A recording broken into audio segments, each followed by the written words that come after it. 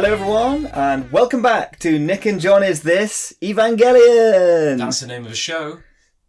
This is us. This is that show. It's real. It's happening. We're here. There's been a gap. It's been a while. I feel like apologies are almost pointless. Yeah. No one cares anyway. Yeah, no one's listening anyway. No. It's been a very busy latter half of the year. I mean, you got married. I got married. Yeah. Congratulations. Thank you. Thank you. And you're getting married. Yeah, I'm working towards a wedding. Under a month away now. Yeah, how does that feel? Yeah, it feels great, Nick. I think it's actually closer to 3 weeks. Shit. Which is great. Question mark. So in the face of kind of like impending adulthood. Yeah.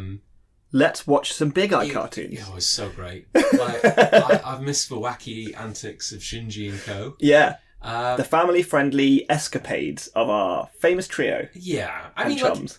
In all seriousness, we are going to get back onto this. I imagine maybe we're squeezing another episode before the wedding and me kind of disappearing on a honeymoon.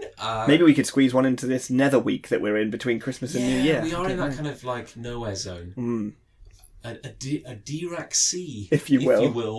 That's a nerdy joke for the audience. If you've never watched any Evangelion before, you won't get that joke. But if you've never watched any Evangelion before, you won't get this podcast. Why the hell are you listening to this podcast? You must have much better things to do. I mean, credit to you though if you are. Oh yeah, all power to you. Like either you're just a massive fan of John and I, which that would be excusable. It's more than understandable. Yeah, actually. Or you're just desperate to be assaulted with mystery.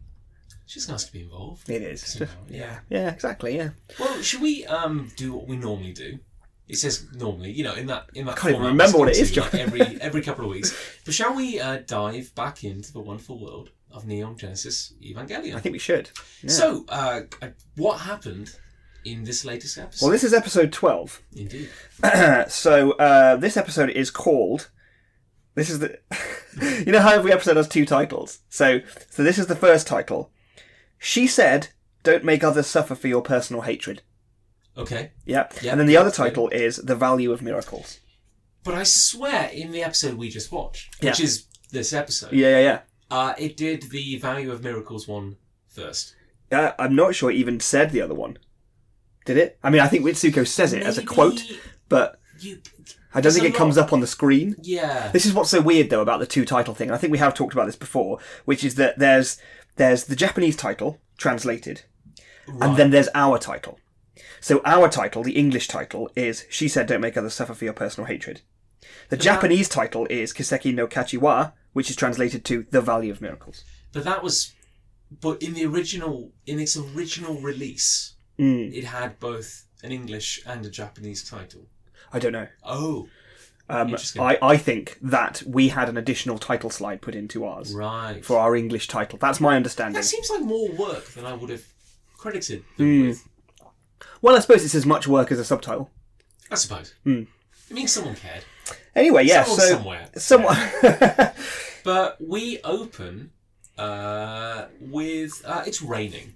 It is it? Yeah, I can't remember. Yeah, so okay. We've literally just watched the episode. I'm just going to put it out there. It was a bit of an odd episode. Nothing like fundamentally wrong with it. It moved at a hell of a pace. It did. Yeah, and nothing really lingered. I can already feel it moving out of my brain. It barely stuck around long enough to make its presence felt. Does it open with the flashback?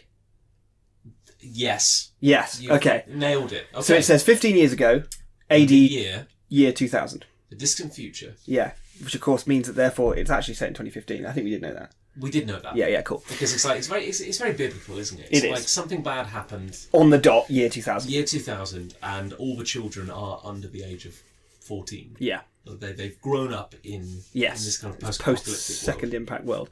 So everything is sort of cast in a yellow light. Yes. And we can see a hand of what looks like a man in very ragged clothing and bleeding. Yes. Sort of reaching out in pain. Lot of blood. A lot of blood everywhere. And we seem to be in some sort of abandoned / destroyed Arctic base. yeah, and he's kind of like, it never goes out and says, hey, we're in the Antarctic. But No, he's no. wearing kind of like wintry clothes, Yeah. albeit torn. And he's basically carrying a young Girl. Yeah, girl. It is a girl at this point. with long dark hair. Yeah. And he puts her into a pod. Yes. At which point we see a necklace she's got round her neck.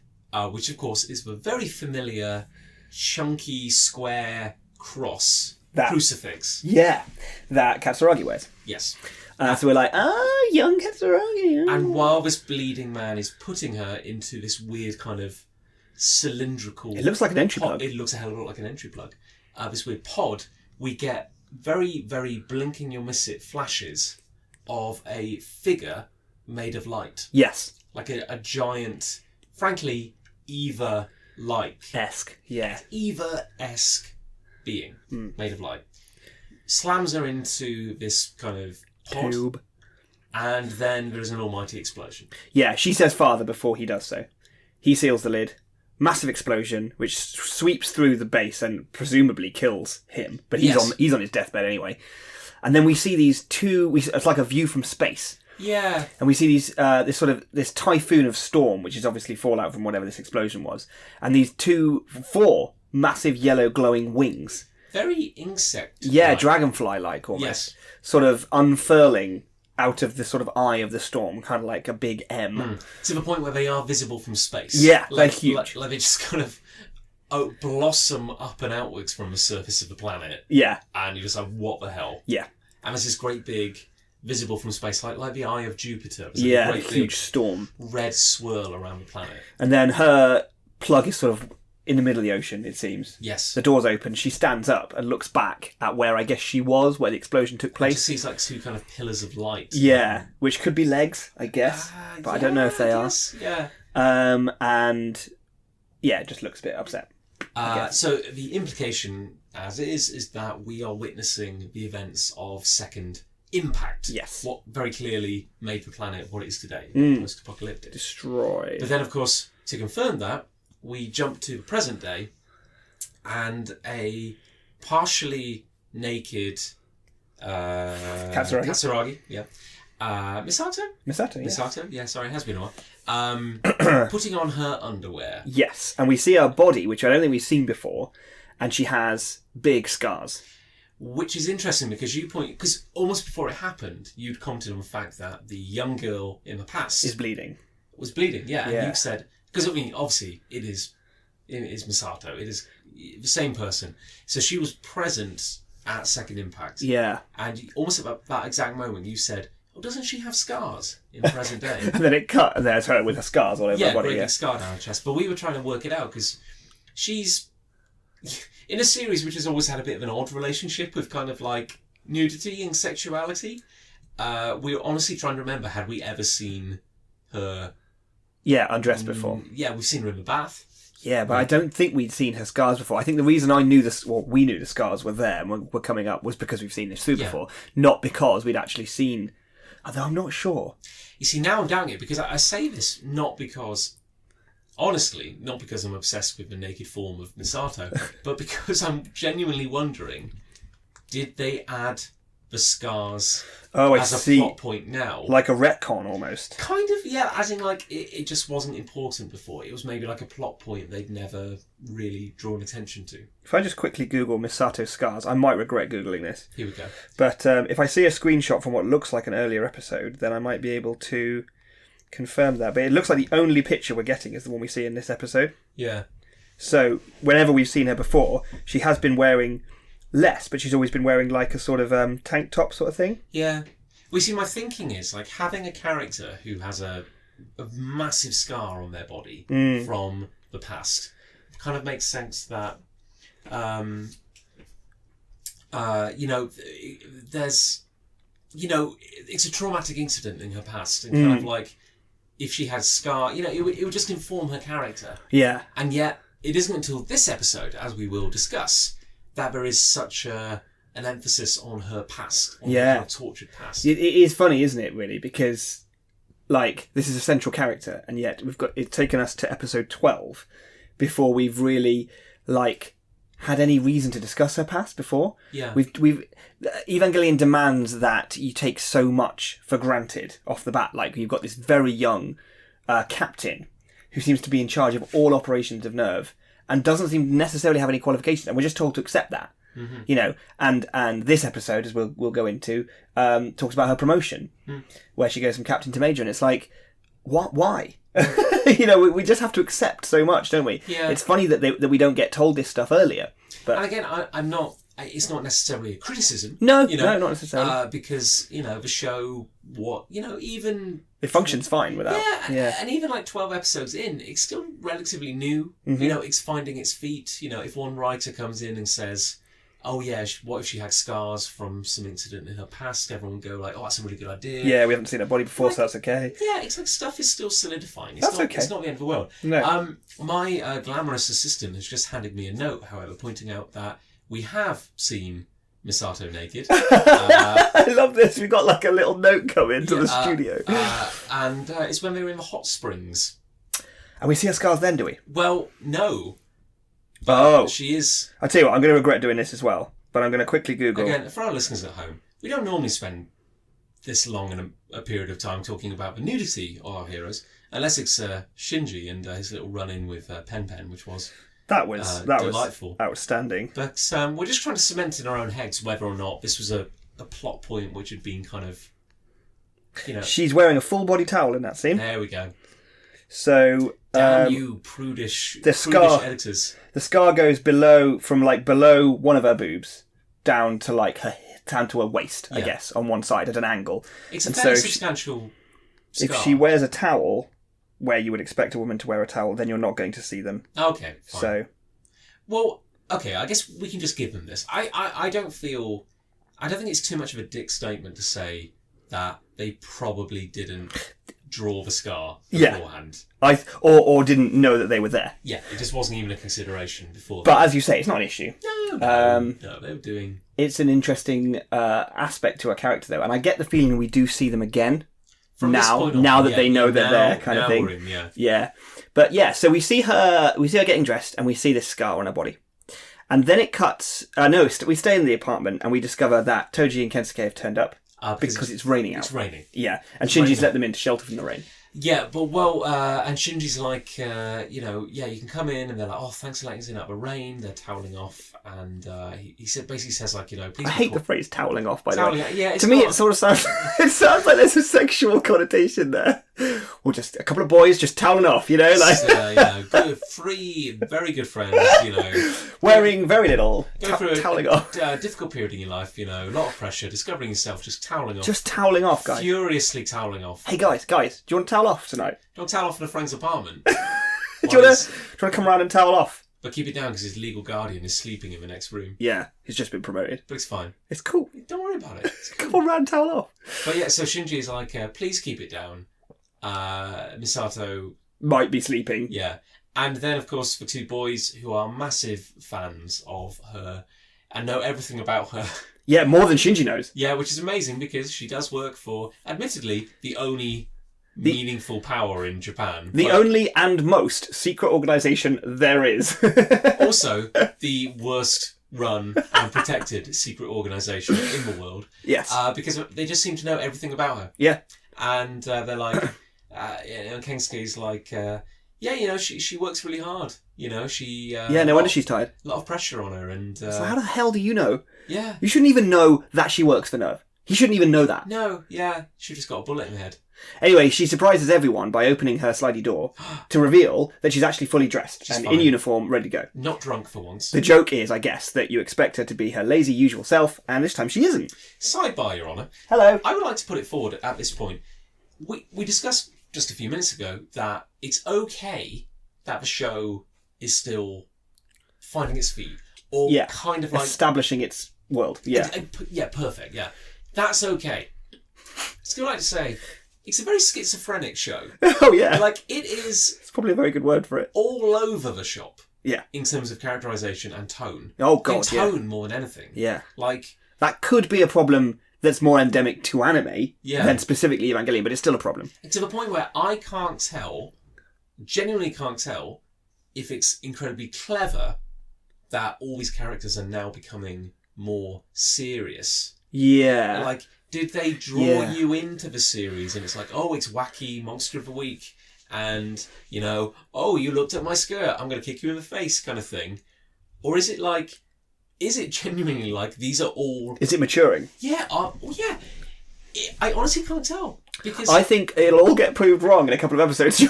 I think we're going to get that wacky episode again when someone looks at Oscar's skirt and it's all going to fall apart. I think, yeah. But if it doesn't, then yes.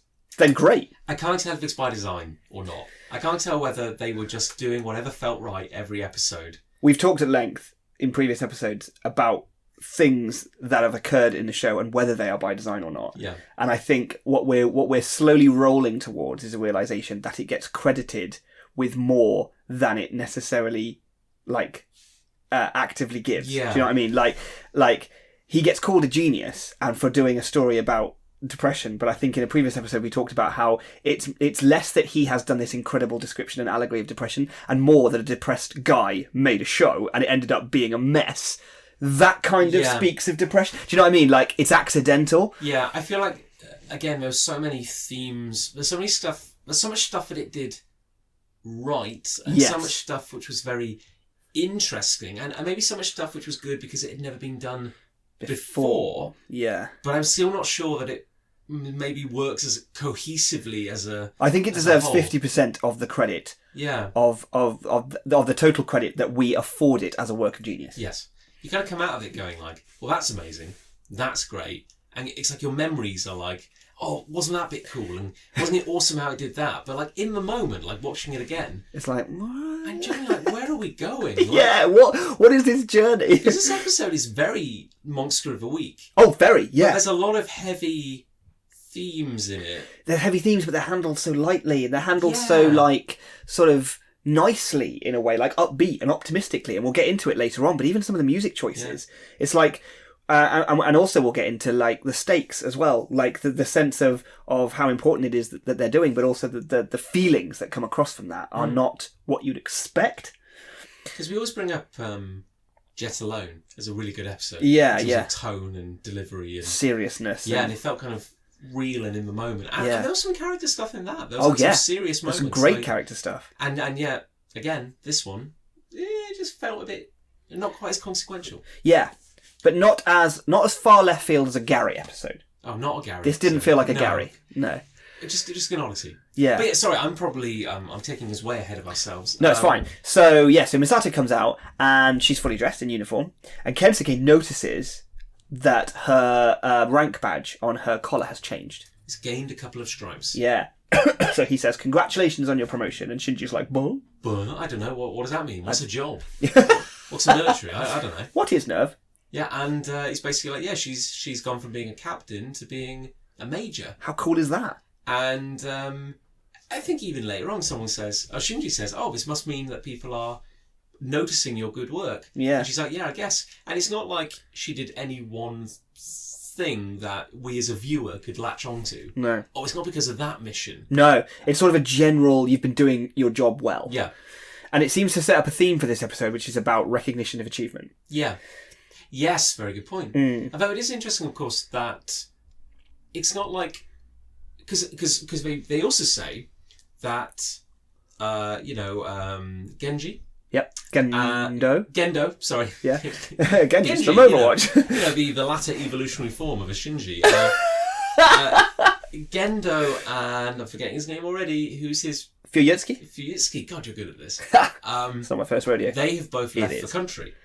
Yeah, and they've naffed off to the Arctic. I don't know when we see that. But let's just talk about it now. But because of that, Misato is the highest ranking person. Yes, in fact, that's mentioned between this scene and the scene I was about to talk about. Because when Misato, she then leaves the apartment, and as she's leaving, says to Shinji, hey, don't forget, we've got a harmonics test this evening. Yes, true, yeah. And then I think...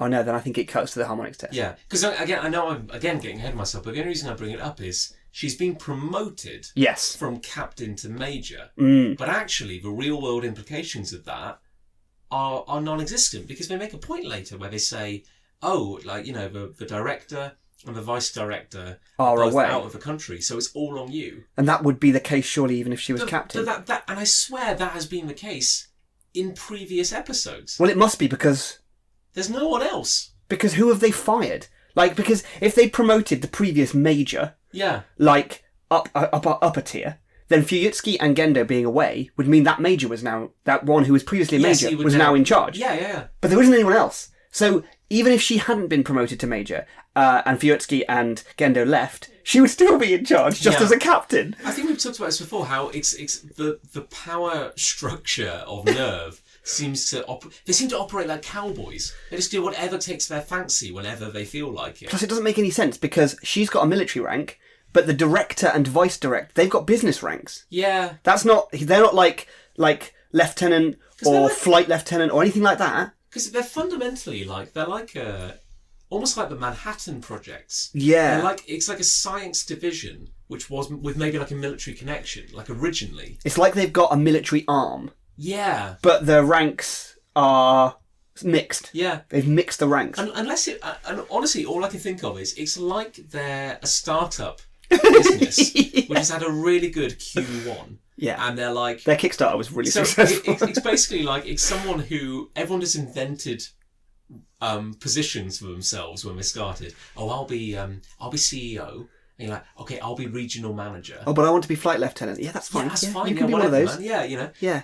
Pontiff. That's great. And then I want to be Pope. They do really well. Pope of Nerve. They do really well after their first quarter. And you're like, everyone gets promotions. Hey, what does that mean? It just means add an extra 0 to your salary and just change your name. And now you get to use the red escalator. Because that's what it comes across. It's like she's doing the exact same job she was before. So true. The stakes and the pressure are still the same. And I don't think she's being paid anymore because we find out how poor she is at the end of the episode. So yeah, it's confusing. But anyway, sorry. Harmonics test. And yeah, basically, the three kids we know and love are just plugged into tubes. Cuts to the lab, and they're just in tube. They're not in Avas. They're in tubes side by side in the same room, half submerged in water. The tubes are sort of at an angle. Yeah. Probably not water. Or goo. Or LCL or something. Yeah, they've got a lot of liquid. And it's that usual view that you have in a lab in Nerve where all the science staff are behind a window looking into this large cubic room where the test is happening. Yeah. Ritsuko's there in a lab coat. And they're talking about how they're all at maximum harmonization or harmonic depth. Yes. Harmonic depth, that's what it is. And they say Shinji can afford to go deeper than the others. Yes. The pilot of Unit 1 can go deeper. But it's interesting because it's like harmonization is like a mental process, but they are metaphorically, they keep talking about like the depth, and they are actually also submerged in a liquid. Yeah. And when they go, Shinji can go a little deeper. He does lower. Yeah, physically. And I'm like, what do you mean? Like sticking them into the liquid? I mean, I think they're using... This is another frustrating thing about Nerve, is that they use interchangeable terms for the same thing. Yeah. And I think what they're talking about when they're saying harmonization is sync ratio, which is something they've talked about before, which is how synchronized with the unit they are. Yes. So, but what doesn't make sense is that you can go beyond 100% synchronized with the Ava. You certainly can. Yeah, yes, you can. And that's when you're putting the extra effort in. So... They basically, nothing happens, nothing explodes, no one goes into like PTSD, which is lovely. Yeah. They come on out. It's a change. And for once. And they go like, Shinji's great. Yeah, you added 8 points to your harmonics depth. So they make a point of saying like his harmonization is still lower than Asuka's. Yeah, he's not. Yeah, she's 50 points better than him. But his rate of improvement is far, like, to the extent that they're indicating he's probably going to catch up in a few days. Yeah. And Asuka is, like, although proud that she is, like, better than Shinji, she's got this, like, edge to her where she's like... clearly a little challenge. Oh, he's catching up. And, of course, that's her whole shtick, is that massive insecurity. And the only thing she's got is results. But I don't think she's got any further... I think this episode is teaching her she's got nowhere to improve. She's got nowhere to go. And Shinji seems to be a limitless box of potential. Well, I think you hit on it earlier, and maybe someone got passed me by, that the theme may have been... Recognition. Of achievement. Because... everyone's... I've forgotten her name again. Science lady. Ritsuko is going, oh, Shinji, you're great. And you can clearly see that, like, he enjoys approval. Like, he's kind of starved of it in a way, and it means something to him when anybody says anything nice about him. But it annoys Asuka. Definitely annoys Asuka. Yeah. And then, and maybe, I can't remember exactly when it falls, but maybe now is a good time to talk about the cutaway scene. To Fuyutsuki and Gendo. Yes, where we see where they are. I think it is now. And if not, as you say, now's a good enough time. We see them on a red ocean in a giant aircraft carrier. Yes. And what's it transporting, John? Well, I'm glad you were paying attention, because I swear if you had coughed or you would have missed just this. Blinked, they're transporting a colossal spear. It could be a stick. It's wrapped up. It could be a tree. Let's be honest. It could be like a redwood tree. A very big tree. It's the length of an aircraft carrier. It's pretty big. But it's very thin. And it's all wrapped up in some sort of long, massive... It must be a huge tarpaulin. But we know that it's some sort of lance. Mm-hmm. We know. But that's not referenced at all. No, and honestly, it moves so quickly. Yeah. As we are learning that a lot of key plot points in Evangelion... They do this. They just throw them to the side. And it's like Gendo and Fuyutsuki are away in the Arctic. We know they're in the... is it Arctic or Antarctic? I don't know which one. Antarctic. Yeah. And their conversation is nothing to do with what they're transporting. And we don't know whether they're taking that thing to a place or they've picked that thing up. We don't know. No. We don't know. No. What do they talk about? Basically, and I've got to say, like, I really, really dug the visuals. Oh, yeah, yeah. Like, bright red...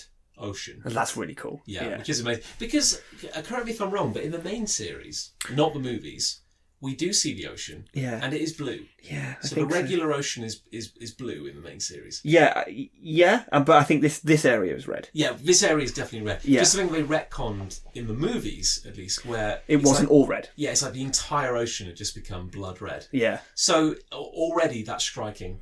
And definitely. They're kind of in this... very familiar looking, very military-esque, what do you call it? Aircraft carrier. Aircraft carrier. Yeah, it doesn't look like advanced in any way, really, just like a normal aircraft carrier. But there's occasional, like, icebergs. Sticking up out of the red water, yeah. So they basically say, this is hell. Oh, yeah, that's right, yeah, we are moving through an environment which humans just cannot survive in, like life just cannot survive in. Yeah. And Gendo says something like, well... this is the price we paid for getting rid of original sin. Yeah, he basically says, like, hey, this sucks, but the world has been purified. And Fuyutsuki says, I'd rather live in a world where where people are able to live. Yeah. And they say, like, despite the sin. But he says something like, oh, it's a miracle that we can even survive here.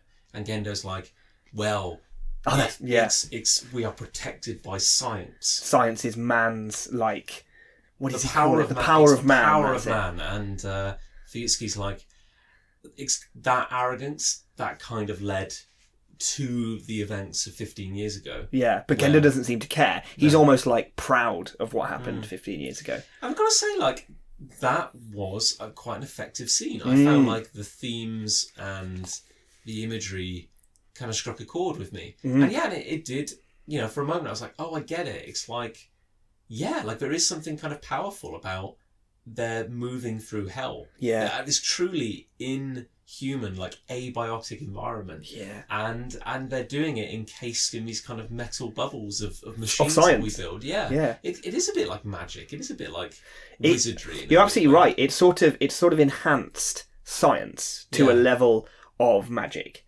And it made humans appear kind of like, yeah, you know what, we can kind of do, when we put our minds to something, we can get stuff done, And that's pretty exciting. I think it kind of makes it real. Like, I kind of, like, of all the sci-fi concepts kind of banding around, like, I really like the fact that, as implausible as it may be, life in Tokyo is kind of going on as normal. But then if you sailed far enough, it's not going to another dimension, it's not flying through space. The world just looks insane. Direction. Just over the horizon is hell. Yeah, it's just over there. And I really like that. Yeah, that is cool. It's really like, it's a worrying thought. It is. But it's kind of cool. But it works for this. It works a lot. So... and I think that scene ends with Fuyutsuki saying, an angel's coming. Yeah, or, whatevs. And because, again, lots of cool imagery, but... you blink and you miss it. There's a spear. Like, maybe that's the whole... that's kind of plot important, as we know, having watched later on. But anyway, it's kind of irrelevant. No. Sorry, there's a party. before the angel attacks. They have a Yeah, party but back at the Vyutsky apartment. definitely says at the end of that scene that there's an... So this scene must come after the party. It must come after that. Yeah. Either way, let's talk about the party then. Meanwhile, anyway. Yeah. Which I only bring up because, again, not a massive amount happens, but they're kind of having like a little celebratory party. Which they're kind of doing to celebrate Misato's promotion, I think. Yes. Yes, but she's sort of not in it. Like everyone else has done it more than she has done it. She's got a sash on, though, which is a bit like a hen do, kind of. And like Shinji's not massively into it. He's quite introverted in this episode. Yeah, but that's obviously the whole point, because what turns out to be the sort of point of this scene is that Misato and Shinji kind of have an aside moment where they both talk about joining Nerve and the recognition of achievement that they've both kind of had now. And I think this is meant to be a bit of a bonding moment for them. Yeah, they definitely do. I mean, Misato definitely seems a lot more introspective in this episode. Bear in mind that we've seen her, and this is what I mean about tone, like we've seen her kind of being weird and naked and oddly suggestive to Shinji. We've seen her getting drunk. Yeah. You know, but yeah, she's quite serious in this episode, And you know, she and he both agree that they don't really like it when achievement is recognised. Her for her promotion, and Shinji for his. He says, "I don't like it when I get recognised because Asuka just gets angry at me." Yeah. Which is fair. And then it turns out they're all there. Asuka's there, Rei's there, class rep is there, Pen's there. Pen's the life and soul of the party. Yeah, I mean, if Pen's not on screen, everyone should be asking, "Where's Pen? Where's Exactly. Pen?" And then Asuka reveals that Kaji is coming. Everyone loves Kaji. No one loves Kaji, John. Like, nobody loves him. And everyone's wearing casuals. Yes. Which is kind of odd. And then Kaji arrives. Yep. But much to Asuka's disappointment, he is with Ritsuko. Yes. And they're both in casuals. Yeah. And they look really weird. I mean, they look fine. It's just I don't think we've ever seen Ritsuko in... We've either seen her in lab outfit or, like, super dressed up kind of... like over glamorous outfit when she's in the bar that time with Misato. And I'm trying to remember because I know, like in the last episode, there was a whole laundry scene where I feel like she would have been collecting her laundry in her own clothes, but I don't think she was quite as. But in this, she was in like a little crop top and a skirt. She wearing like hot pants, and she looked like 10 years younger because Ritsuko looks quite old. I always think. Which is weird because aren't they all meant to be like university buddies or something? Well, Kaji, Ritsuko and Misato are all meant to be the same age. But I think Ritsuko looks way older. Maybe she was doing like a PhD and they were doing like their... Maybe. So she could be like maximum 5 years older than them. And also like Kaji has been really weirdly... Well, it's not weird if it's Kaji. I guess it's normal for Kaji. But he's like very flirtatious with both Ritsuko and Misato. Yeah, that's kind of his thing. And it's kind of hinted at that him and Misato may have certainly had an open relationship. As in, like... But Ritsuko had a secret one. That's what I'm wondering. As in, like, it was public that they were a couple. Yes. But, like, he turns up with Ritsuko. I don't know if we're meant to read anything into that. Well, Asuka certainly does. Yeah. But yeah, no, I think... But Misato doesn't even flinch. She's kind of annoyed that Kaji's invited, but she doesn't... Usually when Kaji appears, Misato either gets embarrassed or annoyed. Yeah, and she doesn't in this scene at all. And kicking, normally. And they actually congratulate her on her promotion as well. Yeah. It's actually quite a genial, upbeat scene. Yeah, it's weird that no one is essentially odd. No.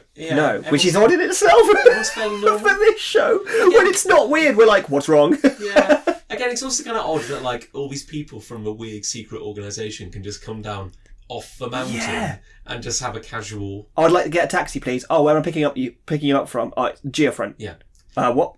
I choose to believe that it's all a front, and actually, before Misato even moved into that apartment, like Nerve technicians came through, destroyed the entire apartment and rebuilt it. Like every surface is a camera. Like every surface. And all the other apartments just have mannequins in them. Yeah. Like filled with microphones. That's the only thing that makes it logical for me. Or like every apartment is just full of armed guards at all times. Or like it's just full of technology. Like the moment there was any problem, like a SWAT team would just burst in through the window. Yeah. But even Misato thinks that there are other people who live there. Because the alternative, Nick, is that they are dangerously irresponsible in all things. Talking openly about her promotion in an apartment complex which must have paper-thin walls. Yeah. I mean, everyone knows they're living next to, now, a major of a secret organisation. Like everyone at that school. But Nerve is an open secret because Kensuke and Toji know all about Nerve. Unless it's like, everyone associated with that school, all the children vetted. are on constant surveillance. Like all their family members have like explosive collars on or something. If they ever spread the word. It's one of two options. Either they are the worst organisation in the world, or they are the most amazing organisation in the world that they appear like the worst. Third option, no one cares. It's a TV show. Shut up, Nick. No, as in like, no, because I care a lot. As in, like, nobody in the universe cares. Oh, I see. Yeah. We have the least. And maybe Kensky tried to tell everyone, and no one gave a toss. So I don't care. I'm just trying to get my laundry. Yeah, just shut up. Just back off, All Kensuke, right. with your camcorder. I just want beef. Ugh. Just want some beef. Speaking of beef. Speaking of beef. So an angel has appeared. Yeah. So after the party scene, I think that's when we get the boat in hell with Gendo and Fuyutsuki, and then that scene ends with there's an angel a coming, and then we cut to operations at Nerve, and sure enough there's an angel a coming, and they've got satellite imagery of it, and it looks like, well, describe it, John, you're the writer. It doesn't really look like anything. Do you have its name for a start? Yes, I do. Let me bring that up. Hold on. Doobity-boop. It doesn't look like anything. Oh, it's Sahakweil. Sahakweil. That's right. So this one has appeared in orbit. Yes. It's a little different. So it's appeared in Earth orbit. It looks like... It looks more like a logo than a creature. Yeah. It's kind of flat. Yeah. It's not utterly flat. It's not and it's symmetrical. It's like 3 cartoon eyes. If you can picture it, like 3 orange eyes. Yeah. In a line, connected by like a tube of flesh. And then there's like 3 tendrils. It kind of looks like 3 fidget spinners stuck to each other. That's not a bad shout, actually. And it's big. Like it's really big. It's super big. And it's sort of 2 outer eyes, almost flap like wings around the middle eye. Yeah. Kind of, but not really. It kind of glides on them. You can picture the whole thing being kind of like fleshy. I imagine it almost made of rubber. You know, like if there was those toys and you could like flick them at a wall. Yeah, and they were like a gooey hand. And they would like flop down the wall. Yeah. They were like, and they'd always get dusty and covered in like lint and fluff. It's a bit like that. Bit like that, yeah. But in space, and massive. And it's in orbit, and they're able to get a couple of satellites very close to it to take pictures. And then it destroys the satellites with its AT field. And then it kind of, for lack of a better word, like buds off like a little blob of itself. Yeah. And drops it from orbit. And it falls to Earth and does a huge sort of explosion with many ripples in the sea. Yes, in the Indian Ocean. In the Indian Ocean, yes. And then it says, so now Nerve are watching this on kind of like satellite footage. So you just see these kind of real sense of distance. You just see these kind of like photos from space of the Indian Ocean, and there's a massive like ring in the water, and it goes, and then 2 hours later it dropped another one, which is a bit to the east. Yeah, and so they it's realize, triangulating. Yeah, it's learning, like it's dropping things from orbit, and to find out where it needs to essentially land. So it's basically the explosions, the impact points are moving in a line towards Tokyo, and they realise that it's heading for them, obviously, and Tokyo 3. One thing I like about the Angels' MO is that I've read we've read a lot of like comics and kind of like sci-fi concepts, but it's the idea that like when you're dealing with like planetary physics, if you truly want to destroy something from a distance, you're talking about space and gravity, you don't need a bomb. No, it's something I always find very interesting. It's like simple physics mean if you chuck a ball bearing the size of New York, like from one planet to another, it's going to do a hell of a lot of damage. Just by being it. Yeah. And the speeds and gravity and everything. Yeah, it's so true. There's a Warren Ellis Avengers story where they find an underground city. Okay, he loves that sort of stuff, doesn't he? Yeah. And it looks a hell of a lot like New York, but it's just underground. Okay. Like you go down like an elevator shaft down like a mile, and then it opens up, and someone has just built like an incredible cityscape, completely empty. Wow. Underground, and someone else, bear with me, has built a time machine under the city. Right. Which can teleport the entire city through time. And they point out that, regardless of who built it, they don't know why, somebody has found it because they're going to turn it into a weapon. Yes. Because they're saying a time machine is also a space machine. So they're saying, what if you just teleported the entire city into the upper atmosphere? It would fall and destroy something. Yeah. Yeah, on a completely like crappier version of that sort of note, me and my friend at school used to have this idea of a superhero who could say an animal's name and he would just instantly transform into that animal. Right. So if he just went spider, he would just become a spider. Yeah. And then we came up with the idea of him saying whale. And if he's just said whale and you instantly became a whale, the damage you would do around you in your immediate area. So he has this ability where he would go, whale human, like that. And for a split second, he was just like, bam! And there would just be destruction all around him. And you wouldn't have really seen what happened. Oh, so because he said whale human. He turned immediately back. But of course, for a split second, there was enough mass there to destroy everything around him. That's kind of amazing. Yeah, so people would be like either if they were too close, they'd be dead. But if they were like a little bit away, they'd be like, what just happened? He just exploded everything around him. You don't need superpowers. No. You just need to have 100 tons of whale flesh. To both appear and disappear, and then the damage you've done. Yeah. Yeah. And the force of like you expanding and then retracting. When it's like that impossible instantaneous appearance of matter, it's just so devastating, wouldn't it? It would just be terrifying. Wow. To physics. So yeah, he was pretty powerful, was whale human. I don't think he was called whale human. That's the name of the angel. Yeah. Orbital whale human. It was also my heavy metal band. Yeah, orbital whale human. It's good. It's pretty good, actually. Yeah, I'd buy an album. So anyway, so here it comes. It's dropping bombs, orbital bombs towards Tokyo. So Misato has a plan almost immediately. Which goes against, which is a bit weird, because all the Magi, supercomputers come back and go, the only option is to evacuate. Which she does do. Everyone evacuates. Yeah. Evacuate all of the city. Yeah. And then suddenly, everyone's like, your plan is reckless. Yeah. At this point, we don't know what the plan is. Yeah. But everyone is talking about Misato's new plan. Yeah. The first plan she's had to enact without anyone else around, because they can't get hold of Gendo and... what's his face? Fuyutsuki. Can't get hold of them now for some reason. So it's all on her. And again, as they've stated, she's now the highest ranking person in Japan. Here. Yeah, in Japan, yeah. And this is the bit that doesn't make any sense, because they haven't told us what her plan is, but everyone's going like, oh, you've let the power go to your head. Yeah, you're going to put the 3 Ava pilots' lives in so much danger. But...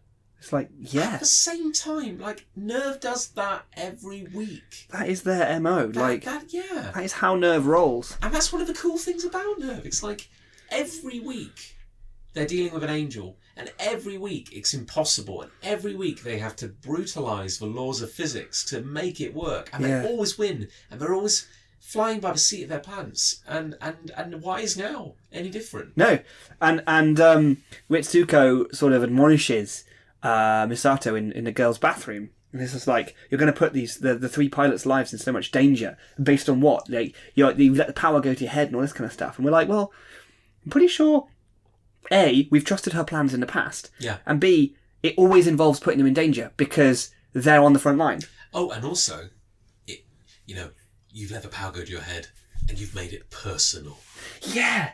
Which, of course, is in the title of this episode as well. Because, from a prologue, we learned that her dad died at the point of second impact. But again, this is all coming out of a left field. Yeah. This has never been a thing before. You could just as easily have accused her of making it personal in any previous encounter with the angels. She isn't doing anything. Like, if you wanted to make this point that she had some deep harboured hatred for the angels and that she's letting that hatred take control of her, then it would be better if her plan involves something really reckless. Yeah. But it really doesn't. Yeah. Because as we find out very quickly after that scene, the plan involves them not being able to, because of the jamming signal that the angel's sending, then they're unable to pinpoint exactly where the angel's going to land. And they've got a very large radius of possible impact. So they deploy the 3 Avas in 3 distant sort of triangular points around the city. And they'll then sprint inwards and constantly adjust their course as the angel's coming in to adapt to its flight path. And they're going to catch it. That's the plan. They're going to catch it, which everyone is saying is mental. Like, you can't deploy Avas to catch something from outer space. Which, to be fair, catching something from outer space is insane, obviously. But the Avas have the power and the strength of something unlike anything else. But also, what's the alternative? Yeah. Like we've learnt on many occasions now, if the angels destroy Nerve and it's all over. Dogma, it's the end of the world. Yeah. And also the N2 mines that they launched into space to hit it didn't work. Yeah. So it's like, oh, you're reckless. But what's the alternative? Yeah. There's absolutely no alternative. So for a moment where Misato is doing basically what she's always done in every episode when she's been operations director, she's now being admonished for it for making it personal, which is weird. Don't get it. Yeah, I mean, it works in the context of the episode. It works, in isolation. Because they've gone out of their way to say, oh, she lost her dad and she has a scar and blah, blah, blah. But it's in terms of a series, it's kind of come out of nowhere. Yeah, it's weird. So there's a scene where after she's told by Ritsuko that she's putting her personal feelings sort of ahead of everything and letting the power go to her head, there's a scene where she's briefing the 3 pilots. Yes. And telling them that this is what they're going to have to do. And they too are like, this is crazy, this plan's mental, oh my god. Which is weird again, because they have been put into probably worse situations than this. I'd say this, and again, I said it at the time, but I feel the encounter with Ramiel Yes. was just as, if not more, desperate. Surely fighting hand to hand with a combat-ready angel is infinitely more terrifying than hoping to catch an otherwise inert projectile from space. Yes, it might kill you, but the other one wants to kill you. This one might just fall on you. Yeah, I mean, that's basic physics. Yeah. Like, with their AT fields. Yeah, which we find out very important for this. But she also says, if you do it, I'll take you out for a steak dinner. Yeah, at which point they go, oh, wow, oh cool, oh, that's good, oh, cool. Love steak. Can't imagine anything better. And then Misato leaves the room, and then there's this kind of comedic scene where Asuka says, does she think that offering us a steak dinner is going to, sweeten the deal on this? And then she goes to Shinji, why did you cheer so loudly about it? I didn't want her to feel bad about it.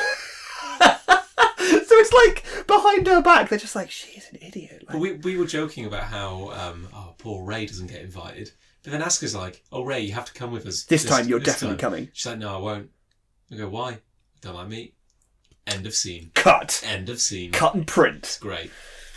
What a wacky trio. Zoinks. But anyway, I mean, essentially, we're into the mission. Yeah. Well, just before they deploy, because they're getting into their Avas, and it's all like, they're all in various different places. We get this tiny flashback scene with him and Misato looking out over the city, and Misato finally tells Shinji why she joined Nerve, and she has this little speech about how she hated her dad. Yes. Basically. There were family issues. Yeah, he was a monster. What didn't treat her or her mother very well. They ended up divorcing. She was totally with her mother on that decision. But then it all came down to that moment at Second Impact where he seemingly sacrificed his life for hers and saved her. And so now she's left with this terrible conflict of whether she loves him or not. But what was her resolution? She basically says, all I know is that I hate the angels. Yeah. Yeah. And, it's like... She says something like, I can't work out if I took this job to honour my dad or kind of raise him. To not kind of... Yeah, to either avenge him or forget about him, isn't it? Yeah. But she says, but all I know is that I hate the angels and I want to destroy them. No. But she, nobody likes the angels, but more because they're kind of like you hate a tidal wave or hate an earthquake. Oh, that's good. Yeah. Yeah, I like but that. No one personally seems to hate them except for Misato. But again, that's kind of weird because we've not seen that before. No. No, at all. It's never been personal. It's always just been a job. But then Shinji's like, he has a little resolve and he's like, I'm not going to run away. Yeah. I'm It sort of cuts back to that time when he said that to himself and he was like, I'm not going to run away, I'm not going to run away. And he sort of repeats that again. And then the mission launches. Yeah. And again, this is a very cool scene. Very cool scene. It is a scene which is recreated in the second movie. Yes, which we're probably coming up to, actually. Actually, yes, probably at the point where we could... I think we've got to get to Ribbon Arms. Oh man, yeah, but that's quite a way. Yeah, that's true, actually. Yeah. It's weird because this is where it all starts to deviate, so we probably have to think about when we're going to put 2.22 in. We'll have to be... But you're right, it might have to be soon. Now, basically, the crux of the scene, as you said, is that the Evas have been deployed at 3 thought-out points across the city. As the falling angel draws close, they're going to run and kind of eyeball it. Yeah. And they're just going to try and get into position, stand below it, and it's much, much bigger than them. Oh, it's huge. But they're going to extend their AT fields and kind of cushion it. Something basically. we don't really see. We kind of see a force field Yes. above Unit 1 when he arrives at the catch point, because he's first. But before that, we get this really great sprinting sequence, which doesn't last long, and it's longer in the movie version of it, which is infinitely cooler, actually. But it's still very cool. It is a scene where you can definitely see what they were aiming for, but It's almost like budget restraints, they isn't it? undoubtedly improved upon it in the movie. And yeah, we will yeah. talk about that when we get to it, but It's basically Unit 1, is a big focus on Unit 1 sprinting at impossible speeds and doing probably untold damage to the city. Doesn't it? And again, like we both said at the time, it's like just lovely running animation. Yeah, really good run And don't cycles. they get like yeah. sonic booms behind them? Well, that happens in the movie, but not in yeah. this one. But Unit 1 does seem to get to a speed where all the lines, like in the drawing, elongate and stretch. So he is going incredibly fast. I would also say that, and I've heard this before, that the size of the Evas is quite inconsistent. Yeah, definitely. In the series, and I think this is definitely an example of that, because I remember like in some of the earlier fights which take place in the centre of a city, when they're firing like the giant pistols and rifles they have, yeah. you see some of the shell casings fall out. Yes. And they're like the size of a car. Yeah. But then we see a shot of like one of the Evas kind of crouched like a sprinter, like You're ready right, to run. Yes. And there's a car next to it, and I swear the car is like the size of its hand. Yeah. So they definitely seem smaller. I think you're right there. Scene. Yeah. But again, we talked about how like maybe the stakes never quite felt real. And this was a real moment for that. Yeah. Because despite the fact that this is a risky mission, they don't know where it's going to land. And they're unplugged.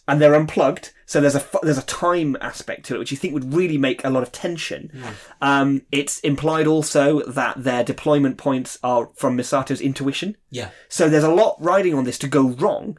And yet, the music playing is this kind of like jazzy, optimistic, in a major key, upbeat kind of tune. Yeah, it's like this weird It's like- kind of like 60s kind of like... There's a real sense of they're going to do it. Yeah. It's going to be fine. Yeah, and as you say, they've deployed, they've unplugged. As far as the So they can series sprint. logic, it's inbuilt tension. It should be... They've got only 5 minutes to save the world. And the scene is actually over a lot quicker than I remembered. Like, again, maybe it was animation budget and... Maybe. But they leg it. They get Shinji arrives First. Extends his AT field. fills up a shield. It's apparently an effort, but it doesn't appear to be. In too much, strain. Ray and Asuka turn up. They extend their fields. Ray rips open the Angel's AT field, as you said, like fabric. Yeah. And Asuka sticks a knife in its... in its like little eyeball sphere thing. And it goes limp. And it just flops onto them. Onto a mountain and then explodes.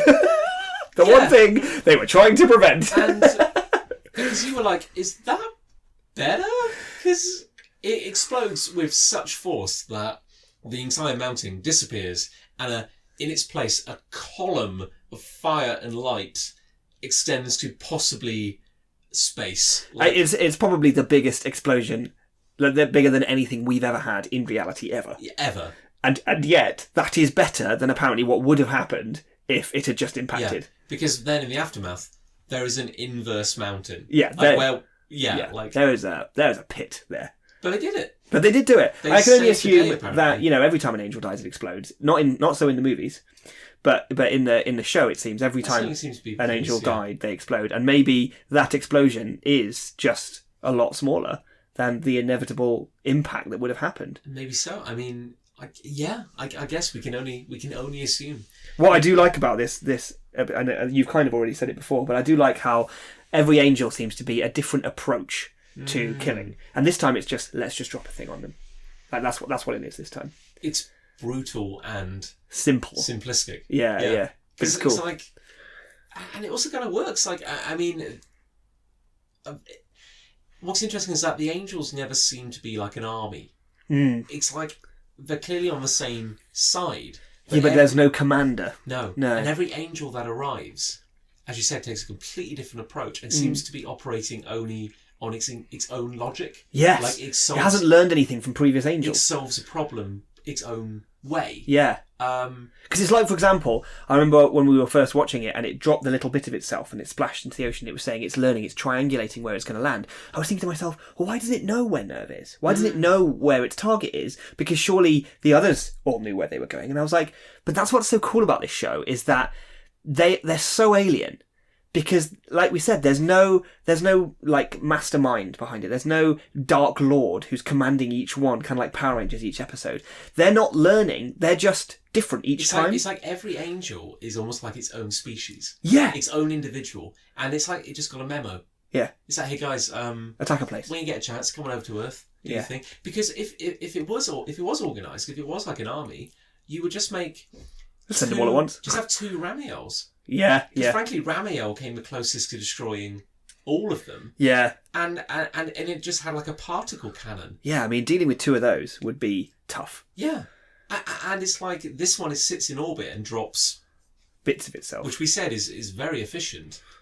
But is it better than an impenetrable floating prism fortress that can fire the most powerful particle beam? Which was only weak for a split second. Yeah. When it fired. Yeah. That was it. If there'd been 10 of those, it would be over. Humanity would be dead. Yeah. So we're pretty lucky, I suppose, in some ways. We're very lucky that they're so unorganised, basically. Yeah. But as you say, it's not like we're fighting an army or a Dark Lord. We're fighting wildlife. These things are just doing their business. They are animals, but different species. I like the fact that the idea that each one is a different species. It's good.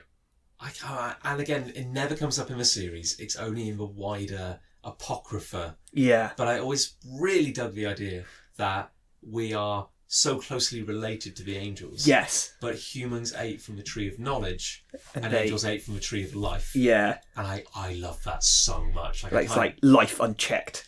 Yeah, it's like all their power comes from. They're like all their power comes from within. Yeah. And they're big and they're immortal. But they're simple. Yeah, it's like they're so like you don't imagine there would be organs or anything inside. Yeah. It's like they are what they are through and through.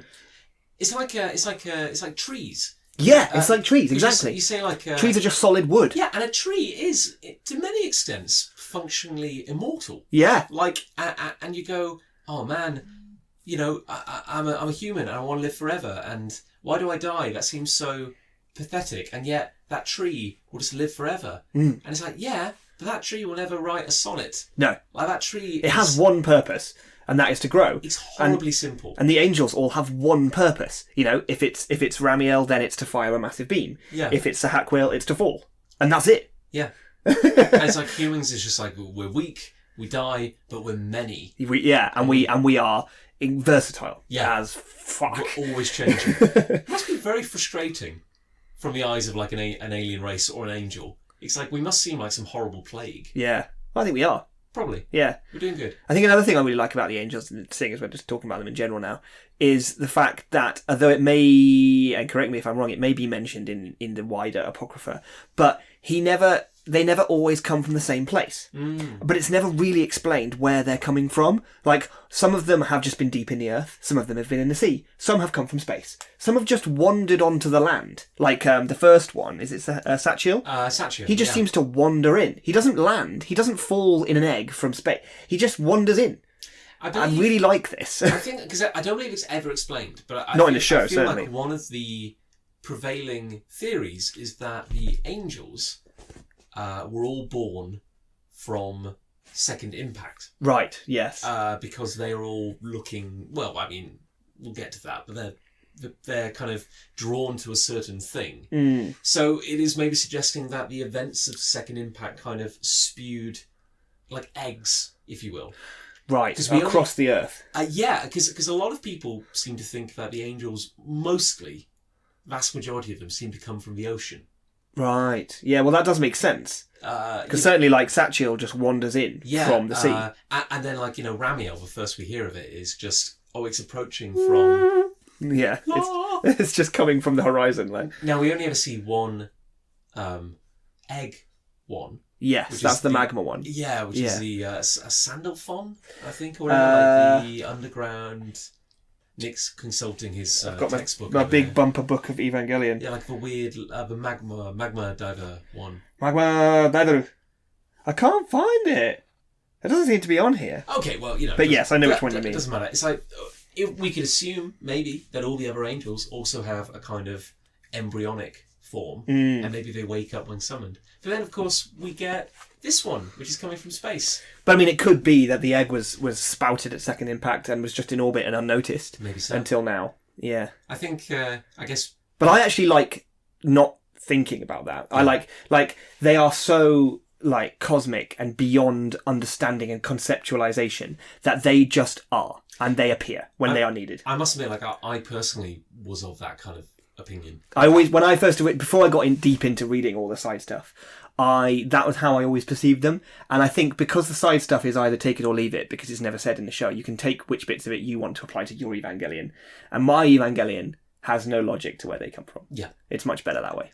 I think, I kind of like the idea that if they were just off out in space, like, doing what? Yeah. Like, what is the business of an angel normally? It's like, it's so slow and immortal and it's just wandering the universe doing its own little thing. Yeah. Like, not knowing makes them even more terrifying, I guess. They are amazing. They really Definitely are. A strong point of the series. But I guess... They succeed? Yeah, I guess we just need to wrap up the episode because... Yeah, because that's really the end. And the very end is a quick call from Gendo into Nerve. And he congratulates Misato and also congratulates Shinji. Yeah, amazingly. Kind of out of the blue. Just an audio-only call, but Shinji's obviously massively touched by it. Doesn't refer to him as Shinji, though, does No, he? it's the pilot of Unit 1 there. Is that, Dad? Dad? Jesus? Yeah? Hello? Yeah, good work. Yeah. And then Shinji's like, right. Thank you. Yeah. And then it cuts to the promised steak dinner. Which is, in fact... ramen. It's ramen. Yeah, they just go to a ramen sort of bar and all take the mick out of Misato for being poor. Yes, because apparently even on a major salary... Yeah. And for saving the Earth... She can't afford a steak dinner for 4. Time. Yeah. And then the episode ends with Shinji saying he knows now why he pilots the Ava, and that is to hear praise from his dad. And Asuka's like, really? Then you really are an idiot then. Yeah, like that's it? That's the only reason you do it? But then you just get a close-up of Shinji's face. And he's smiling. Great big idiot smile on his face. He's happy. Which is kind of... it's kind of tragic in a way, because it's like, he's undoubtedly happy. Yeah. But it's sad that something like that is what it takes to make him happy, is basically the praise of his asshole dad. Yeah. Who, Shinji deserves so much more, really. Yeah. And yet he values, a disgusting human being's praise. Ah, well. Oh, well. So I guess we have to rate this episode then. Yeah, I mean, again, like, in terms of, like... Final thoughts. Yeah, I know we normally try to do the synopsis and then talk about our feelings about it afterwards. I know. I think we've done a lot of that as we go, though. We meandered a hell of a lot. Yeah. And we've talked generally about how this episode makes us feel, and also about the show in general, because we're kind of getting back into it again. Mm-hmm. And I think this was a good one. Yeah. I enjoyed it. Yeah. It was weird. Yeah. I feel, given that we've had such bad episodes, and given that we've had so many episodes where it feels like they were missing the point of their own series, like, yes, serious moments came across as funny, and funny moments just kind of dropped the ball a bit. Best I can say is the episode was focused. I was about to say focused. Yeah. It knew, if this was the Monster of the Week show that it was ostensibly pretending at times that it is, then this would be a normal episode, because it isn't that. It thinks it is, and it wants to be at some times, I think. But because it isn't, it stands out as being a little bit weird, and certainly some of the decisions in it are weird. Yeah. But I think that it is focused because, your average sci-fi show will be, one part action, one part characters learning more about themselves and why they're doing what they're doing in this story. And it was both of those things, undoubtedly. Mm-hmm. So even if that was executed a little oddly, that's Evangelion. I just wish it could decide. I just wish the show could decide what it wants to be. It's never. I don't think it's ever going to. I don't think it's ever going to. And I don't know. It's like again, as you said, a good episode. not a great episode, but a No. good episode. It's just, I don't know. It just feels like it's just sticking out like a sore thumb compared to like the stuff we've seen previously. It's not bad. I'm just like, oh, where has this been? It's almost weirder for its mediocrity in a funny sort of way. Yeah. Like, it sits in a middling position between the really good episodes, such as Jet Alone, and the really bad episodes, such as that dirge at the beginning of the series, where nothing happened or confusing, tonally at odds things happened. It's not as bad as that, but it's not as good as Jet Alone. So it's like, it's weird because it shouldn't be mediocre. This, like, everything it does, it should be good, and yet it comes across as like not really smashing it. Yeah, but as I say, still good. Again, it's not bad. Again, not an episode I would show to. I would show it for the action sequence of them catching. Yeah. Because this always was an episode I did show to people, because it was a really good show off of the Avers. That is true. But for the rest of the episode, to sum up the show, no. Yeah, it was okay. Yeah, it was good. No, better than okay. Yeah, it was good. Yeah. Frankly, I get so many conflicting feelings about this show. Like, it's really... Yeah. If anything, that's maybe that's why it was worth doing a podcast on this all along. You know, This has not been the black and white result that I thought it would be. It was either that we'll come back and watch it and it was way better than we remembered it, or that it was way worse than we remembered it. Hasn't been either of those. No. It's been a really rocky road, which has been a mix of those two things. And I think when we come to the end and we have to sum this up, it's going to be really tough. That's why I'm putting that off. Yeah. But I guess let's turn those woolly thoughts into a purely hardcore score, scientific score. As we do at the end of every episode, we give it 2 scores. Score out of 10 for impact, where a 10 is the best episode ever, and a 0 is awful. Yep. And we give it a score for shinginess. Shinjocrity. That's much better, actually. Should have done that. Where basically we talk about how Shinji is. Yes. With 10 being Shinji kind of screaming at the gates of hell. Uselessly flapping around like a cabbage leaf. Destroyed by his anxieties and mental issues. And again, 0 would be a perfectly well-adjusted boy of his age. Yeah, I don't think we've ever given him a 0. No. How would you rate this for impact? I'm going to say... I've got a number. 6. 6. Really? Yeah. Excellent. Yeah. Okay. Agreed. Just on the right side of mediocre. Yes, exactly. Yeah. Shinginess, which is a subtle scale. It's a bit tricky. I would say that his idiosyncrasies and his shinginess was a part of this story. But it never rendered him incompetent. No, if anything, it made him very competent. Yes. And although he values the praise of someone, he was happy and he wasn't pathetic. So I'm going to give him a score of 1.5. I was going to go for a 2. Okay. Yeah, maybe a 2. Just a 2. Just want to... So he's more together. Yeah, no, he's more together than 1 point. Okay, I'll give that. Yeah. I'll take 2. Okay, I'll take a 2. Yeah. Okay, so 6 for impact, 2 for shinginess. Yeah, good. Great stuff. That's good. That was very enlightening. Yeah. I always learn something. I always come away. Yeah. It's good to spin a hour-long podcast out of a 20-minute episode. Yeah, exactly. We're creating more content than you did, Hideaki Anno. So there. Yeah, shape up. Yeah, what are you gonna do? Do our final movie. Yeah. Yeah. So we should probably, off mic, have a consideration about when to watch 2.22 and inject that. Indeed. Because there's not going to be an obvious place for that. No, because the timelines don't pair up perfectly. No, but the reason for doing it sooner rather than later is we've got to get 3.33 in there. That is true. Which won't fit anywhere. That's going to be our season finale, basically, isn't it? Because we haven't seen it yet. Which is so exciting. Until they bring out 4.44. Yeah, so I guess we need to get 2.22 in soon, so we can do the rest of the series. Then do 3.33. Yes. And then wait and do our final episode when 4.44 comes out. Grand. I guess. Fine. So maybe we do 2.22 in a couple of episodes' time or something? Maybe so, because what the hell? Yeah. Why not? Well, okay, in which case, should we wrap it up? Let's round it off. It's very good to be back, guys. Thank you for your patience. We hope you enjoyed the episode. we've not entirely been resting on our laurels. We have been very busy with our comics projects. Absolutely. With day-to-day life stuff like weddings. With our other podcast, a show called Hate. Yeah, which if you don't know about is a show where John, I and our other friend Chris Ray discuss things that we hate and things that we love. And discuss each other's hates and loves that are brought to the table. Hopefully in comedic fashion. Hopefully, yes. Hopefully. We've been told we're very funny. Can't promise anything. And then at the end decide whether hate or love won out that week. But we do very much look forward to getting back into the swing of doing these. And absolutely. I will do my best to remind us. Schedule us. Because we are always busy. We're never not busy. That's the thing. But it's not out of laziness, can I just assure you, that we haven't done this one for a while. It is purely because if we're not doing this, we are doing 300 other things at once.